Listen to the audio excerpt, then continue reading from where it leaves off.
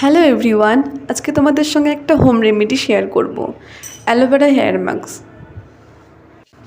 আমি এখানে আমার বাড়ির গাছের অ্যালোভেরা নিয়েছি, তো তোমরা চাইলে কেনা অ্যালোভেরাও ইউজ করতে পারো। আর তোমরা তো জানো অ্যালোভেরা চুলের জন্য ভীষণ ভালো।